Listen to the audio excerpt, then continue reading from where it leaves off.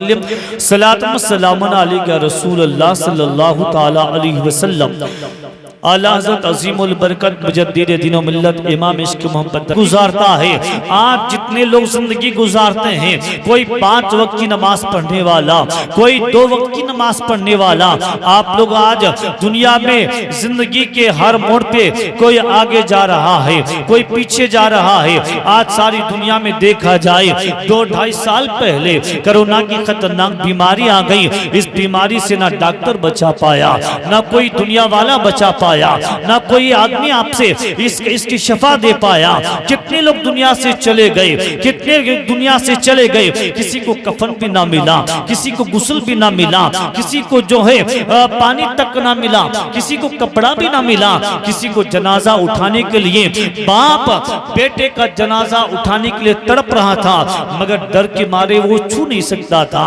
बेटा अपने बाप के जनाजे को उठाने के लिए वो आंखें अश्केबार हो रहा था, मगर वो जनाजा ना उठा पाता ताकि उसे कोरोना ना लग जाए। माँ का इंतकाल हो गया कोरोना की बीमारी में, बाप का इंतकाल हो गया कोरोना की बीमारी में। इस खतरनाक वबा से कौन बचाएगा, ऐसे खतरनाक बलाओं से कौन बचाएगा। अल्लाह समा ऐ दुनिया के मुसलमानों, ऐ रसूल कुल के नबी के गुलामों, याद रखना ऐसे खतरनाक बीमारी आई और आके चली गई, मगर कोई नहीं बचा पाया। किसी को ना जनाजा मिला, ना किसी को कलमा नसीब हुआ, किसी को ना गुस्ल नसीब हुआ, किसी को ऐसे खतरनाक बीमारी आई। अल्लाह समा ऐसे बीमारी से कौन बचाएगा, ऐसे बीमारी से कौन बचाएगा।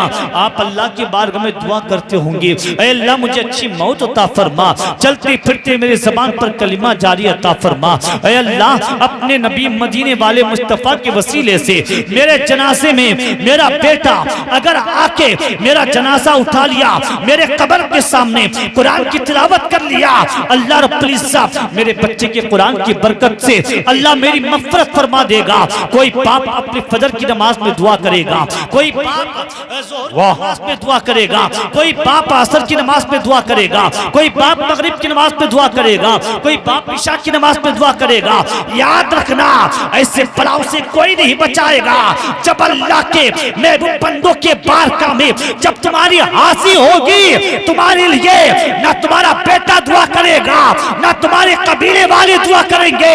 ऐसे बुजुर्गों के बारगाह में आओगे, जो बोली अपने कब्र में रहेगा, आने वाले गुलाम के लिए कयामत तक के लिए मग़फ़िरत की दुआ करेगा।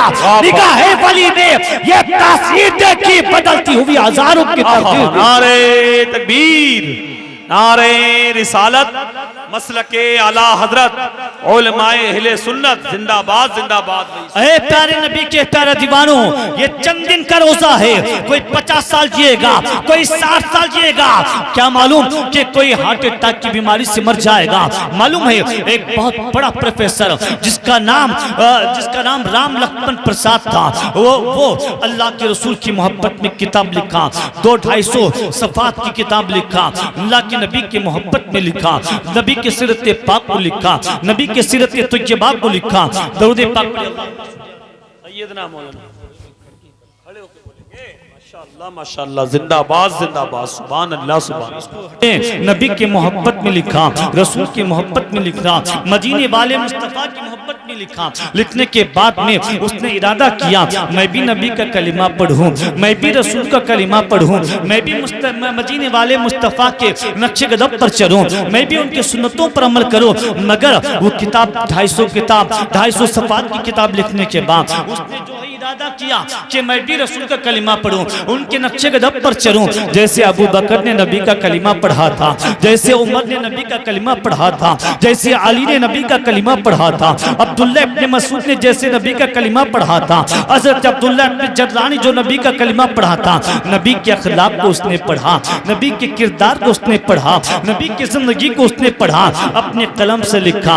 नबी के सीरत तैयबा ये है, नबी के अखलाक के हसना ये है, नबी का हुस्न जमाल ये है, नबी का चेहरा ये है, नबी का सीरत पाक ये है, नबी का देखना ये है, नबी का बोलना ये है, नबी का बैठना ये है, नबी का खाना ये है, नबी का दुआ करना ये है। लिखने के बाद में उसने सोचा मैं भी नबी का कलिमा पढ़ूं, मगर वो कलिमा ना पढ़ा, रुक गया। रुकने के बाद में जब एक मीडिया वाली ने पूछा, अरे राम लक्ष्मण प्रसाद, तूने सीरत तैयबा को लिखा जिस किताब का नाम है अरब का चांद, उस किताब के बारे में लिखा, लिखने के बाद में अरब के चांद का 200-250 सफ़ा की किताब को लिखा, लिखने के बाद में उसने सोचा कि मैं उनके नक्शे कदम पर चलूं, उनका कलिमा पढ़ूं। उनका इंटरव्यू किया गया, टीवी वाले सब आ गए, पूछने लगे, राम लक्ष्मण प्रसाद यादव, तुमने नबी के सुनो, नबी के सीरत पाक को पढ़ा, नीचे डाल दो, नबी के सीरत तैयबा को पढ़ा, तूने नबी का कलिमा क्यों नहीं पढ़ा?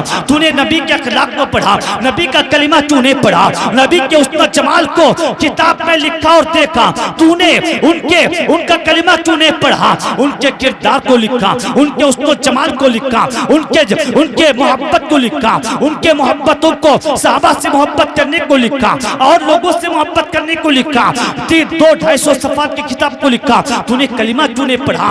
राम लक्ष्मण प्रसाद यादव के जवाब को सुनो, मैंने पढ़ा था, मेरे दिल में तड़प थी कि उनके को पढ़ने के बाद, उनके किरदार को पढ़ने के बाद, उनके उस्ताद जमाल को पढ़ने के बाद, उनके सीरत तैयबा को लिखने के बाद मैं सोचा उनका कलिमा पढ़ लूं, मगर उन्होंने नहीं पढ़ा। उनका जवाब सुनो, मैंने जब मुसलमान के किरदार को देखा मुझे पसंद नहीं आया, मुसलमान के कामों को देखा मुझे पसंद नहीं आया, मुसलमान के तरीके को देखा मुझे पसंद नहीं आया, इसलिए उससे तो अच्छा तो हिंदू धर्म है। उसने उसने कलिमा नहीं पढ़ा और इसने रोक लिया।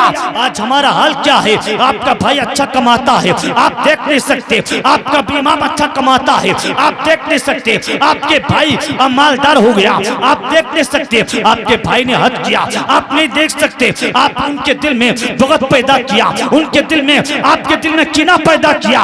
याद रखना, ऐ प्यारे नबी के प्यारे दीवानों, राम लक्ष्मण प्रसाद ने कहा उससे तो अच्छा हिंदू धर्म है। जब इमाम मोहम्मद रहमतुल्लाह अलैह का जनाजा जा रहा था, उस जनाजे में एक यहूदी के दिल में मोहब्बत पैदा हुई, इनका जनाजे को मेरा कंधा मिल जाए, उनका जनाजा उठाने को मिल जाए। जब यहूदी ने कंधा दिया था, जब जनाजे में इमाम मोहम्मद रहमतुल्लाह अलैह, जब जनाजे को यहूदी ने कंधा दिया था, कंधा देना था, उनका जनाजा लगना था, जबान से कलिमा तैयबा जारी हो गया। एक अल्लाह के वली का जनाजा एक यहूदी को लिखा, वो यहूदी नबी का कलिमा पढ़ के मुसलमान हो गया। अल्लाह का वली जब जिंदा रहता है तब भी कलिमा पढ़ाता है, मर जाता है उनके मैयतों भी कलिमा पढ़ाते। नारे तकबीर, नारे तकबीर। मसले के आला हजरत मुजाहिद सुन्नियत उनके मैयतें भी कलिमा पढ़ाती हैं। ये जो है अल्लाह के वलियों का सदका है, ये अली के लाल का सदका है, ये बुजुर्गानी दिन का सदका है, ये चंद दिन का रोजा है। आपके सामने कितनी मैयतें चली गई। आप कब्रिस्तान में जाते हैं, आप कब्रिस्तान में सुबह भी जाते हैं, शाम में जाते हैं, कितनी कब्रें होते हैं। कब्रिस्तान में जाने के बाद आपने कभी सोचा है मुझे भी कब्र में जाना है? आपने कभी सोचा है मुझे भी उस कब्र में सोना है? जब घर में सो जाते हैं, एसी के अंदर बिस्तर पे हाथ लंबा करके सो जाते हैं, पैर लंबा करके सो जाते हैं। कब्र में जाने के बाद आपको हाथ लंबा करना नहीं होगा, कब्र में जाने के बाद आपके पैर हिलाना ना होगा, थोड़ी सी जमीन होगी। उस वक्त ना ठंडी हवाएं होंगी, ना उस वक्त जो है कब्र में आपको एयर कंडीशन होगा, कब्र में कुछ नहीं होगा, ना हाथ हिल पाएंगे ना पैर हिल पाएंगे। 2 गज का कफन का कपड़ा होगा, उसी कब्र में सोना है। आज आपका भाई गया, कल आपको जाना है। आज आपकी माँ गई, कल आपको जाना है। आज आपका कबीले वाला गया, कल आपको जाना है। आज आपको चाय पिलाने वाला दोस्त गया, कल आपको जाना है। कोई नहीं बचाएगा, मौत से अल्लाह रब्बुल इज्जत की बारगाह में ऐसे महफिलों में नमाज, ऐसे महफिलों में अपने गुनाहों से तौबा करो। अल्लाह रब्बुल इज्जत की बारगाह में दुआएं करो, ऐ अल्लाह मैं अपने गुनाहों से तौबा करता हूँ, मैं अपने खताओं से तौबा करता हूँ। ऐ अल्लाह इस वली के वसीले से मेरी गुनाह को बख्श दे और मुस्तफा के साथ जन्नत नसीब अता फरमा। आला हज़रत ने फरमाया, कौन देता है? देने को मुंह चाहिए, देने वाला है सच्चा हमारा नबी। अरे प्यारे नबी के प्यारे दीवानों, चंद दिन का रोजा है। दुनिया की कोई चीज कब्र में काम नहीं आएगी, ये पैसा काम नहीं आएगा, ये दौलत काम नहीं आएगी, ये तमाम चीजें काम नहीं आएंगी। बुजुर्गानी दिन की मोहब्बत काम आएगी। अल्लाह के नबी ने फरमाया, जो जिसकी मोहब्बत में मरेगा क़यामत में उसके मोहब्बत में उठाया जाएगा। सुभान अल्लाह। जो जिसकी मोहब्बत में मरेगा क़यामत में अल्लाह उसी की मोहब्बत में उठाया जाएगा। हमारे किरदार अच्छे नहीं है, हमारे अखलाक अच्छे नहीं है, हमारे किरदार अच्छे नहीं है, हमारा दिल अच्छा नहीं है। हम अच्छे होते, हमारे किरदार भी अच्छे होते, हम अच्छे होते, हमारा दिल भी अच्छा होता, लोग आपके अखलाक को देखते और कलिमा पढ़ के मुसलमान हो जाते। लोग आपके चेहरे को देखते, कलिमा पढ़ के मुसलमान हो जाते। या अल्लाह का वली जैसे जिंदा अपने मुरीदों के लिए दुआ करता था, मरने के बाद भी वैसे अल्लाह का वली दुआ करता नजर आता है। इसलिए पीरानी पीर के बारगाह में चलो, रोशन ज़मीर के बारगाह में चलो, अली के शहजादे की बारगाह में चलो, फातिमा के लख्ते जिगर के बारगाह में चलो, अरे मुस्तफा के लाडले के बारगाह में चलो। एक औरत आती है, आकर कहती है, ऐ पीरानी पीर आपकी बहुत बड़ी अजमतें हैं, ऐ पीरानी पीर आपके बारे में बड़े बड़े अजमतें सुनी हैं, बड़ी बड़ी करामतें सुनी हैं। आप दुआ करते हैं तो मुर्दे जिंदा हो जाते हैं, आप दुआ करते हैं तो अंधों के हाथ पे आंखों पे हाथ रखते हैं तो उजाला आ जाता है, आप दुआ करते हैं तो मुर्दे जिंदा हो जाते हैं, आप दुआ करते हैं तो तकदीरें बदल जाते हैं। आप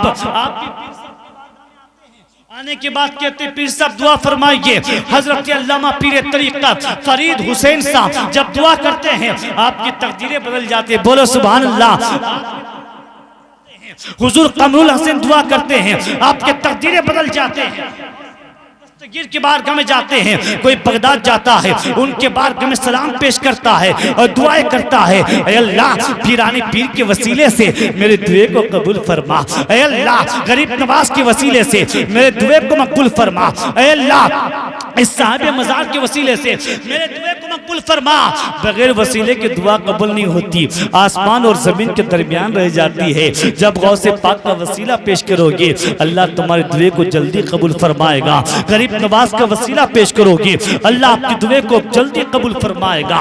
आप जब दुआ करेंगे अल्लाह के बारगाह में आप मोहम्मद का वसीला पेश करोगे अल्लाह ताला आपकी दुआ को मकबूल फरमाएगा। ऐ प्यारे नबी के प्यारे दीवानों, पीरानी पीर के बारगाह में औरत आती कहती है, ऐ पीरानी पीर आप तो रोशन ज़मीर है, आप तो पीरानी पीर है, आप तो अब्दुल कादर जिलानी है, आप तो अली के शहजादा हैं, आप तो फातिमा के लाल है। सुभान अल्लाह।